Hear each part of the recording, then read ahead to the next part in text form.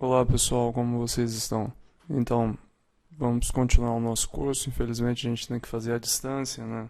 Eu estou disponibilizando aqui no YouTube para ficar fácil para todo mundo acessar. Eu vou começar o capítulo de estática dos fluidos. Como já faz mais de um mês que a gente viu isso daqui, eu vou repetir o começo da aula. Vocês lembram que a gente teve a primeira aula, né? Então eu vou repetir essa primeira aula. Em seguida vocês vão ter aí os outros vídeos. Se vocês não quiserem assistir, eu separei, eu dividi a aula. Primeiro para não ficar tão cansativo para eu gravar, porque é muita coisa e dá muito trabalho para editar também. Então eu acabei dividindo a aula. Se você não quer assistir essa primeira parte que você já viu lá na sala de aula, então você pode deixar ela de lado e pular para o próximo vídeo, tá certo? Vamos continuar nosso curso. Nós estávamos falando de estática dos fluidos, portanto, vamos falar sobre uma introdução aí à estática dos fluidos. O que é a estática dos fluidos? A estática é o estudo de fluidos sem movimento ou com o chamado de movimento de corpo rígido. Por exemplo, vamos considerar um caso de um reservatório muito grande, que é o caso de uma represa. Então eu estou desenhando aqui para vocês o leito da represa, as paredes da represa, vou marcar aqui de vermelho para mostrar que essa parte é sólida. Então essa daqui é a parede e essa daqui, esse é o leito da minha represa e claro tem água dentro da minha represa, certo? Então vou desenhar aqui o reservatório de água. Se a gente desconsiderar todo o movimento que está ocorrendo dentro da represa e olhar só para a figura grande, como se fosse um fluido inteiro, sem movimento, nós poderíamos, por exemplo,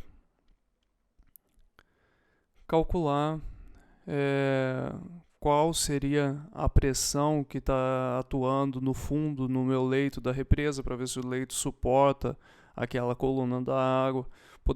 Poderíamos verificar se a barragem ela está sendo foi bem projetada, né? Qual que é a força que minha coluna de líquido faz.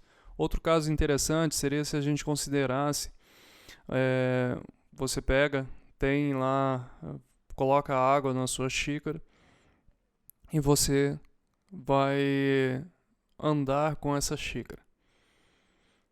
Se você move-se a velocidade constante, você está se movendo a uma velocidade constante com a xícara na sua mão, o que está acontecendo? A aceleração sua é zero, é nula. Portanto, você pode também considerar nesse caso que está ocorrendo movimento de corpo rígido, movimento relativo, você considera que você está no caso de estática dos fluidos. Outro caso também é se a aceleração for constante. O que acontece quando a aceleração é constante?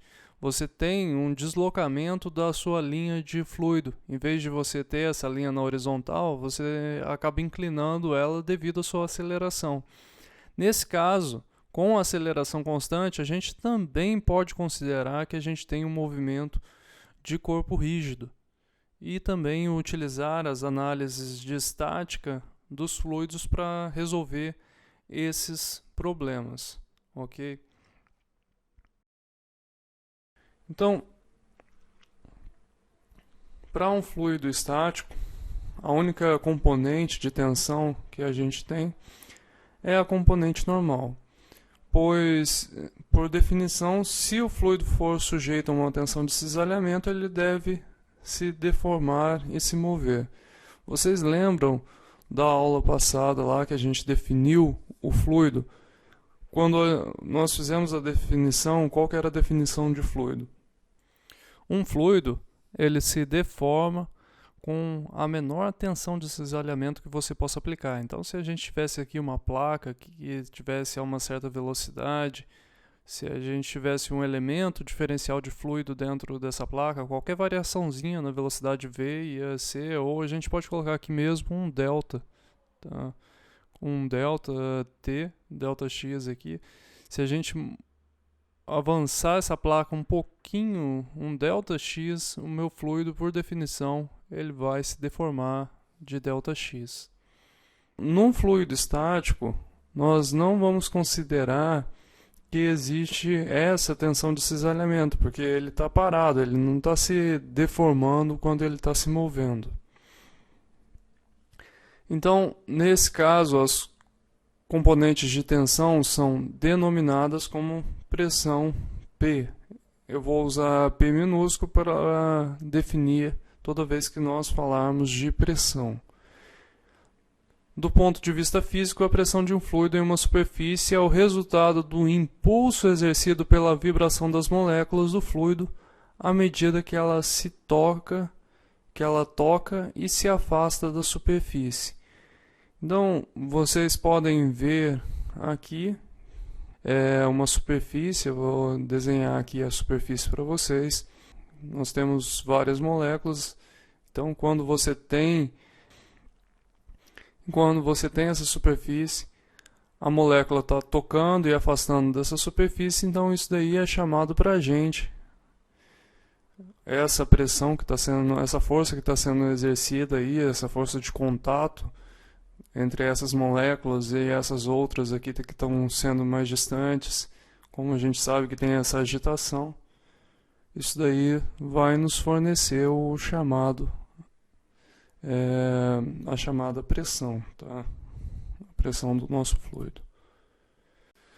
Bem, a minha pressão é definida como a força normal, que eu vou chamar de força F, tá?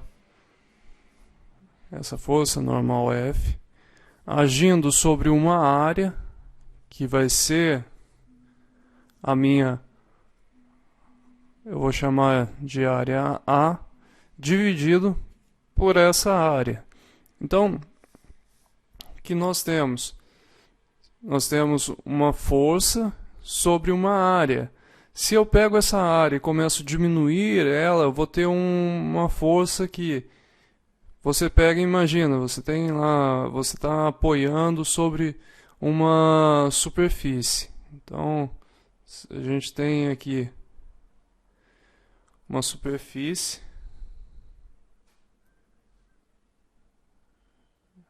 Deixa eu pegar uma outra caneta aqui.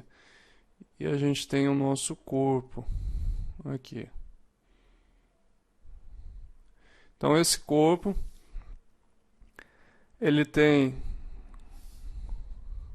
uma força que vai ser a força peso, tá?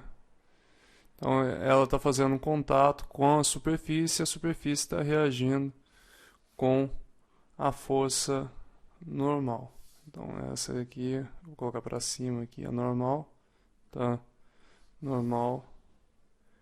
E eu vou chamar, vou pegar o preto aqui, a minha força peso. Então eu tenho o normal para cima e o peso para baixo. Então o que acontece? Esse corpo aqui, ele tem uma área de contato com a minha superfície. Isso daqui é a minha área. A área eu vou chamar de área A, tá?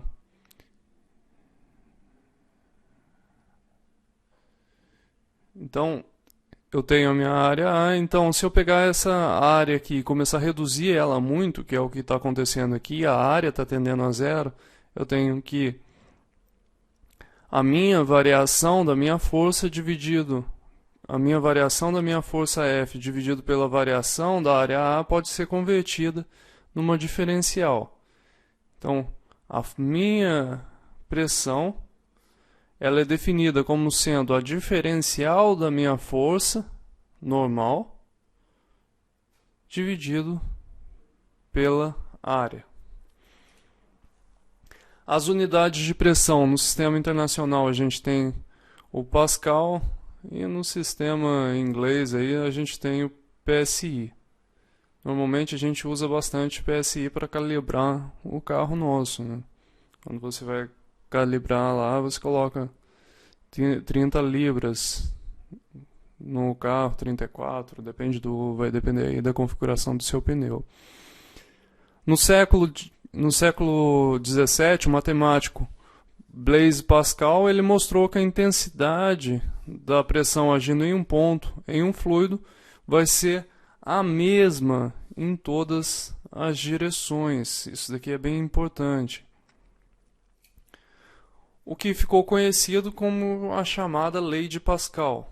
Então a gente tem a Lei de Pascal que diz que a intensidade da pressão agindo em um ponto de um fluido é a mesma em todas as direções. Apesar de ser a lei de Pascal, não foi Pascal que foi o primeiro que inventou isso, foi Giovanni Benedotti e Simon Stevin que apresentaram isso no final do século XVI. Antigamente a gente não tinha tanta catalogação igual tem hoje, né? Hoje fica bem mais fácil. Quando a pessoa publica um artigo, por exemplo, você já tem aí para quem dá o crédito, né? Porque tem a data que foi publicado o artigo. Bem, a lei de Pascal ela é intuitiva, porque se a pressão em um ponto ela for maior em uma direção do que na direção oposta, a gente vai ter um desbalanceamento. Isso daí vai causar um movimento ou agitação no fluido. Se a pressão em um ponto ela é maior do que a no outro, a gente tem um movimento do fluido.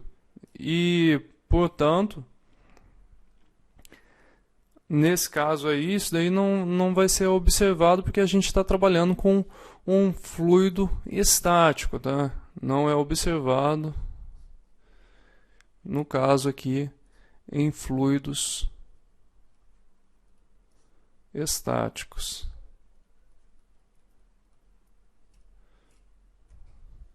Então, a lei de Pascal, ela também é válida mesmo se o fluido estiver acelerando, nesse caso em um movimento de corpo rígido. Então, a lei de Pascal, ela é válida quando a gente tem aquele caso lá que eu falei para vocês, você tem, por exemplo, você pega um recipiente, enche ele com água, pega o recipiente, enche ele com água e carrega esse recipiente a uma velocidade aqui, ou acelera ele com uma aceleração que eu vou chamar de A aqui.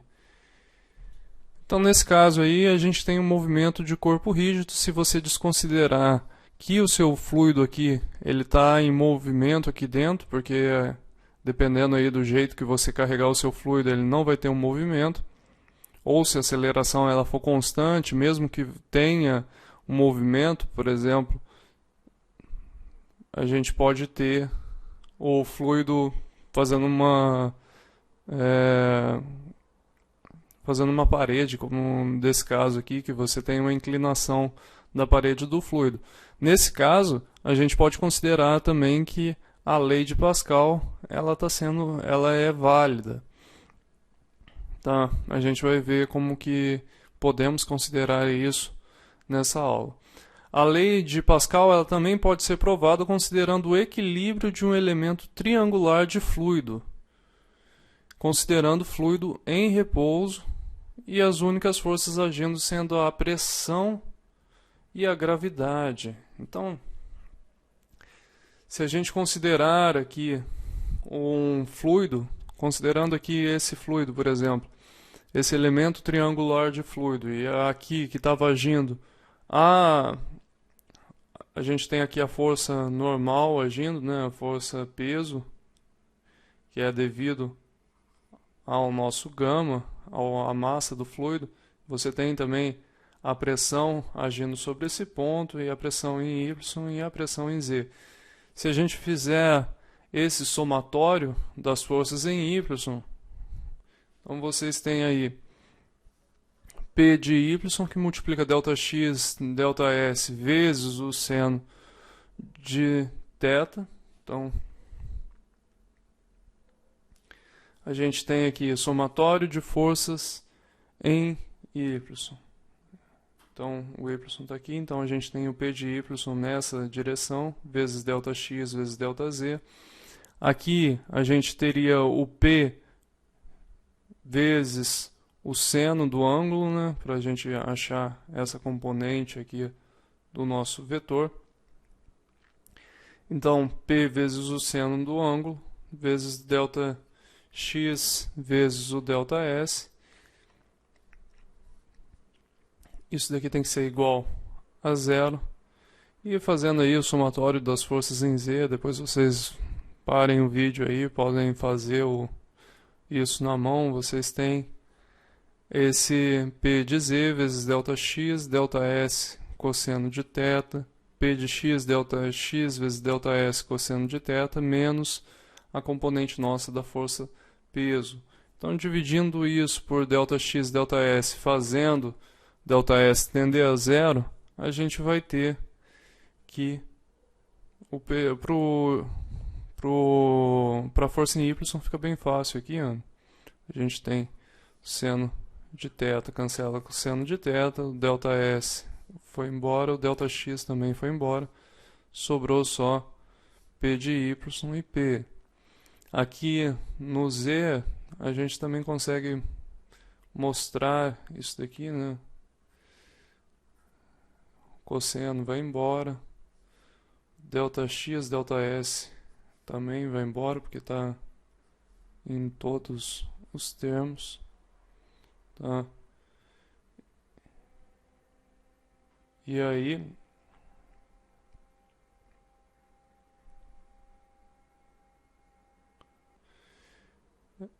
depois, o que a gente tem? A gente vai fazer o ΔS tender a zero, né? Para que o elemento reduza o seu tamanho. Então, esse daqui vai tender a zero. Esse termo aqui vai ser zero. Sobrou só P de Z igual a P e P de Y igual a P. Então, se a gente fizer rodar o nosso elemento e fazer a mesma coisa para x, a gente vai ter também a mesma coisa, tá? Então, o somatório de forças em x é igual a P de x vezes o P.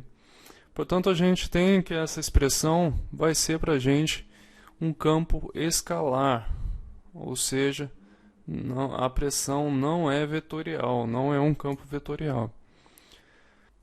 Então, a pressão em um ponto é a mesma em todas as direções para qualquer fluido que não possua movimento adjacente entre suas camadas. Então, se você pegar um ponto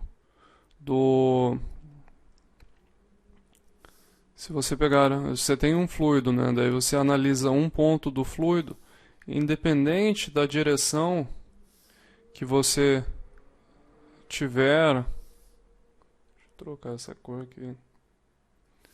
Independente da direção que você estiver analisando, a pressão nesse ponto aqui vai continuar sendo a pressão P. Tá? As pressões elas vão ser especificadas de duas formas. A primeira é a chamada pressão absoluta, ou pressão de intensidade total, ou que é a nossa pressão em relação ao zero absoluto. E a pressão também, ela pode ser uma pressão relativa. A maioria dos instrumentos de medição, conforme a gente já viu no laboratório, são pressões relativas, que são em relação ao ambiente local. Você tem a pressão ambiente e você mede qual que é o seu desnível de pressão em relação à pressão absoluta. A gente vai ver no slide logo a seguir, como que isso acaba se comportando. As pressões relativas, elas ocorrem porque muitos instrumentos de pressão são do tipo diferencial. Ou seja, eles medem não o valor que é o valor absoluto, mas sim eles medem a diferença entre a pressão do fluido e a pressão que você está, a pressão ambiente. Então, nesse caso, o que nós temos? Por exemplo, vamos considerar aqui que a gente está num local que a pressão atmosférica ela vale 90.000, tá?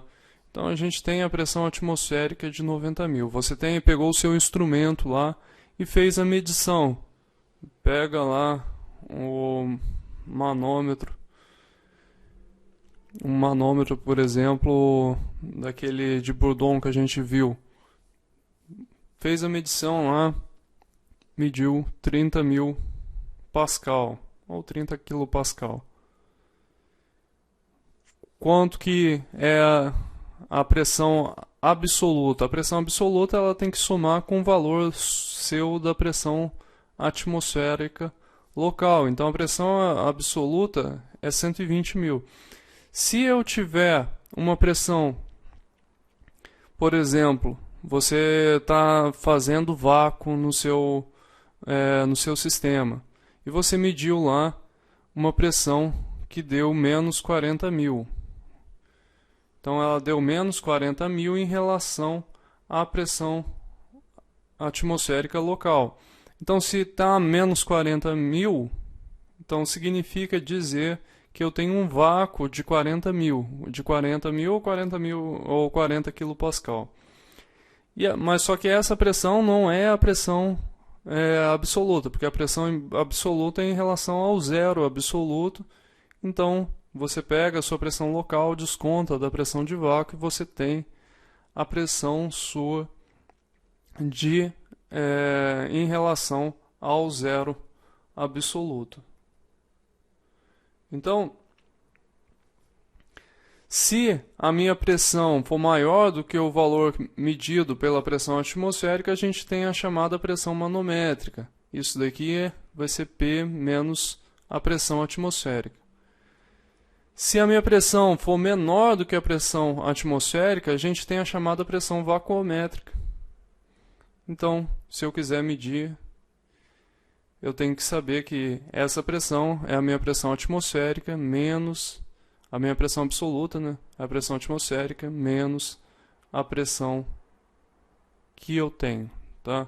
Então essa aqui, para eu calcular a pressão manométrica, eu pego a minha pressão total menos a pressão atmosférica. Para eu calcular a pressão de vácuo, eu pego a pressão atmosférica e subtraio da pressão que eu tenho. Então eu consigo achar o valor da minha pressão vacuométrica. Ok? É bem interessante isso daí. Eu peguei a minha panela de pressão ontem. Eu olhei no fundo, apenas por olhar, e estava lá que a pressão na panela de pressão era de 86 kPa. Então, significa dizer o quê? Que essa pressão aqui é manométrica ou vacuométrica?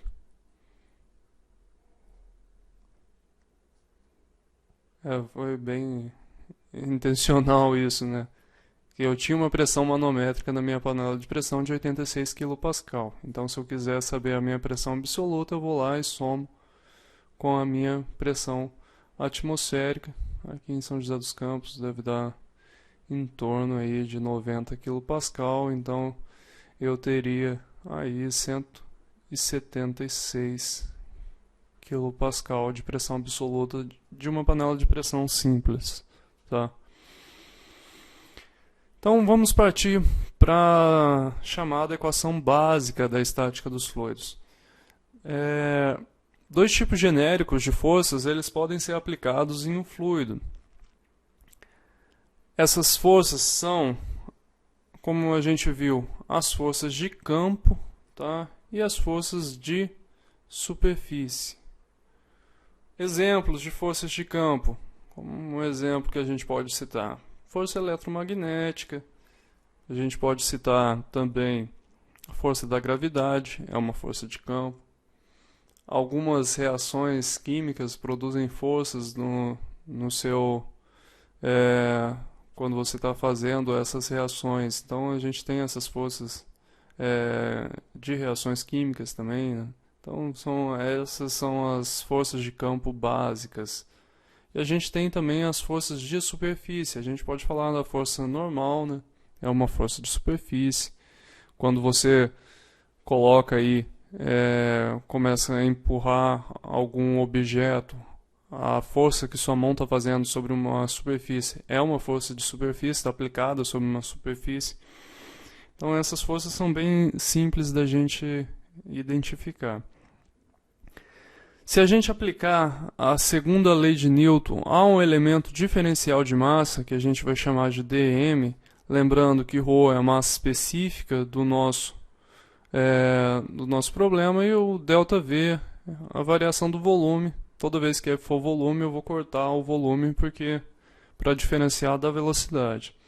Então, considerando o sistema em repouso em relação ao sistema inercial de coordenadas, nós temos que, para o nosso elemento aqui, que vai ser o nosso elemento diferencial de fluido, esse elemento do diferencial de fluido ele tem um comprimento em x, ΔX, comprimento em z, ΔZ, e um comprimento em y, ΔY.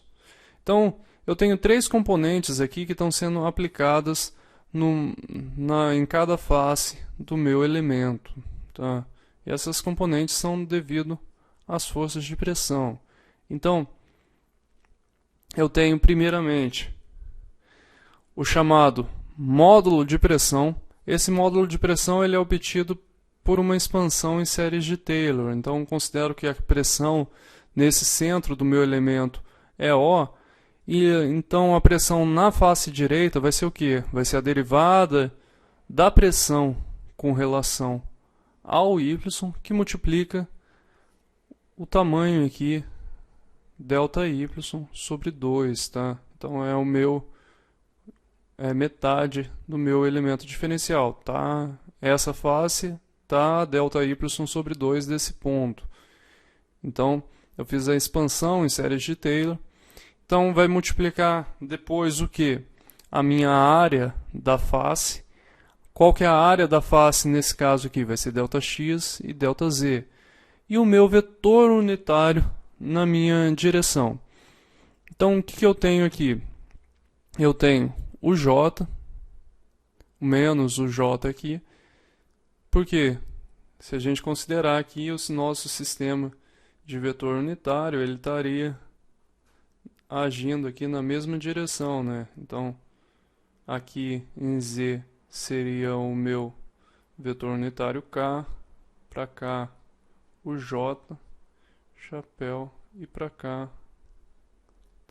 o I, chapéu. Então, menos o vetor unitário. Para um elemento diferencial de campo, a força de campo vai ser dada por isso daqui. A diferencial da minha força do campo, nesse caso eu estou usando apenas a força da gravidade, tá? Do campo da gravidade. Então, o campo da gravidade ele atua no elemento diferencial de massa dm. Eu vou abrir esse diferencial de massa dm daquela forma que a gente viu no slide anterior lá. Então, eu tenho a minha força da gravidade vezes o meu ρ, vezes a minha diferencial de volume. A minha diferencial de volume, como que eu posso calcular ela? A minha diferencial de volume nada mais é do que o meu ΔX vezes o ΔZ vezes o ΔY. Então, esse é o meu diferencial de volume. Tá? Esse é o meu diferencial de volume. Utilizando uma expressão para expansão em séries de Taylor no ponto O, a gente vai desprezar, nesse caso, os termos de maior ordem. É claro que aqui vai aparecer, é uma série infinita, né? É uma série infinita de termos. Então a gente vai desprezar essa série infinita de termos, porque aqui a gente tem mais aí, daí vai ter lá 1 sobre 2 fatorial que multiplica derivada segunda de p com relação a y 2 vezes yl menos y elevado ao quadrado, mais, e daí vai ter infinitos termos na nossa série. Tá? Então, a gente vai desprezar tudo isso daqui. Então, vamos desprezar. Eu acabei apagando tudo aqui. Não tem problema. Então, desprezando todas essas séries aí de maior ordem, a gente sobra YL menos o Y. Como que a gente calcula esse YL menos o Y? Então, é o Y da posição. A gente está calculando do L, né? Então, vai ser o Y desse daqui, menos o Y do L aqui, que seria esse Y aqui. Então, aqui, o que a gente tem? A gente tem a nossa coordenada, que eu vou chamar de Y, e essa coordenada aqui, que eu vou chamar de Y mais ΔX sobre 2. Então, nesse caso aqui, eu faço o YL, que eu vou chamar de Y, só que é left, né? A gente está falando da face esquerda. Então, é o contrário aqui. Então, aqui é Y e esse daqui vai ser o nosso Y menos ΔX sobre ΔY sobre 2. Né? ΔY sobre 2. Então, o que nós temos aqui, Y menos ΔY sobre 2 menos o Y. Então, o Y vai embora, né? Sobra o que? Sobra apenas o ΔY. Isso daqui vai nos dar P, derivada de P com relação a Y, menos aqui, né, ΔY sobre 2. Na face direita, a gente vai ter a mesma coisa, apenas aqui que o Y da face direita vai ser Y mais ΔY sobre 2 menos o Y. Então, quando a gente faz isso daqui, sobra apenas ΔY sobre 2. Então, vai ficar P mais derivada de P com relação a Y, ΔY sobre 2. Então, combinando todas as forças das faces, se a gente somar em todas as direções, tá? Então a gente vai ter isso daqui, a nossa diferencial de força em S na direção I, chapéu, menos I, chapéu. Então você tem lá o seu cubo, né? Então, vou desenhar um cubo aqui. Então, somando em todas as faces do cubo, na direção X, na Y e na Z, X, Z, Y. Então, somando aqui todos os valores em I, J e K, a gente tem essa expressão para a nossa diferencial de forças de superfície. Então, agrupando os termos e cancelando, a gente vai obter, nós iremos obter essa expressão aqui. Depois vocês podem aí copiar no caderno e deduzir isso daí, essa expressão.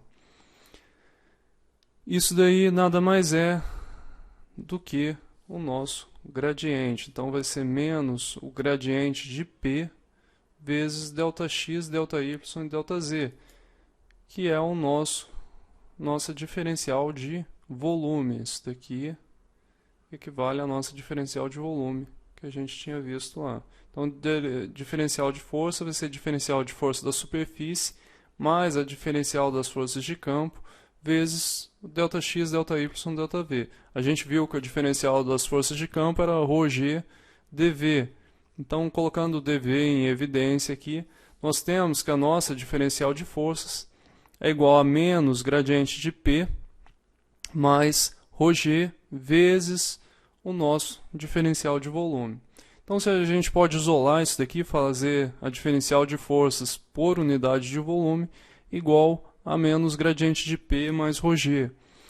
Da segunda lei de Newton, nós temos que a diferencial de forças é igual a aceleração vezes a diferencial de massa, que é igual a A vezes ρ dv.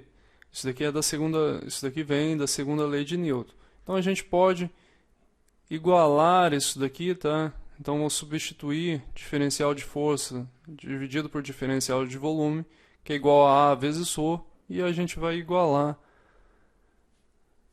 nisso daqui. Se a gente está num corpo estático, um corpo estático não tem aceleração. Então a minha aceleração é igual a zero. O meu vetor aceleração é igual a zero.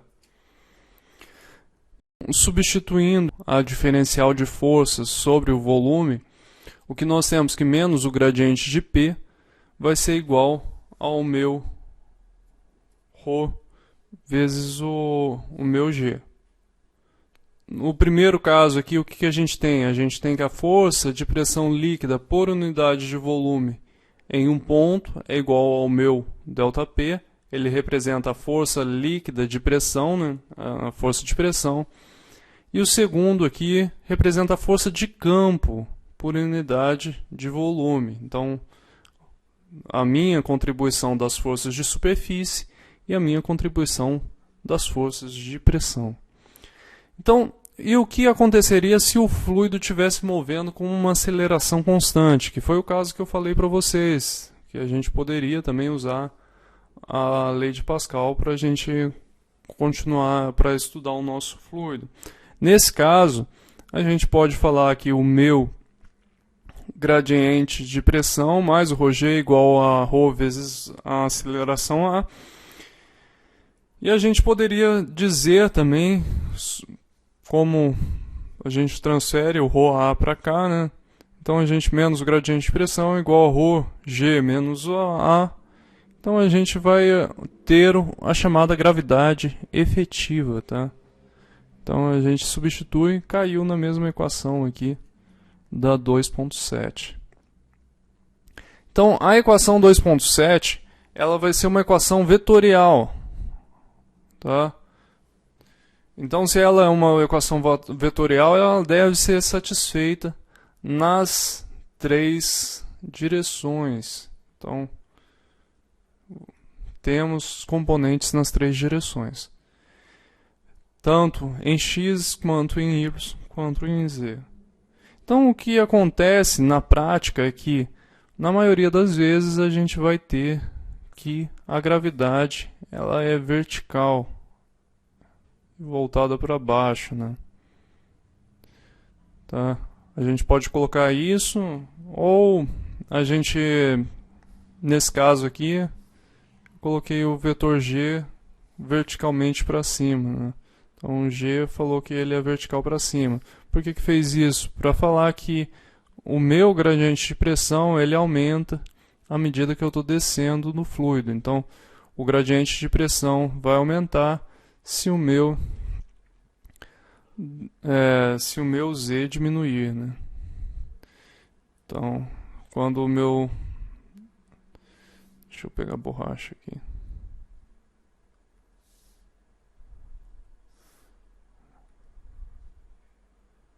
Então, quando o meu Z diminui, o meu gradiente de pressão ele aumenta, tá? Então, com essas considerações, a pressão P ela é uma função de apenas uma variável. É claro, considerando que a gente só tem gravidade em Z, né? E a derivada total ela vai poder ser usada no lugar da nossa derivada parcial. Então, a derivada de P com relação a G vai ser igual a menos ρg, que é igual a menos o meu gama. Essa condição vai ser válida quando a gente tem essas três aqui, quando nós assumimos esses três casos.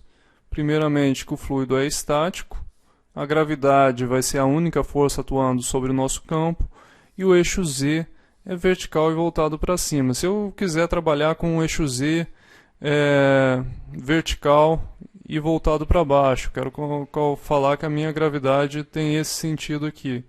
Então a gente vai ter, nesse caso, que a derivada de P com relação a Z, ela é igual ao meu ρ vezes G. É só eu inverter o sinal, tá? Então, não tem muito segredo nisso. Vou resolver esse exemplo em outro vídeo, porque para ficar mais fácil para eu editar, tá bom, pessoal?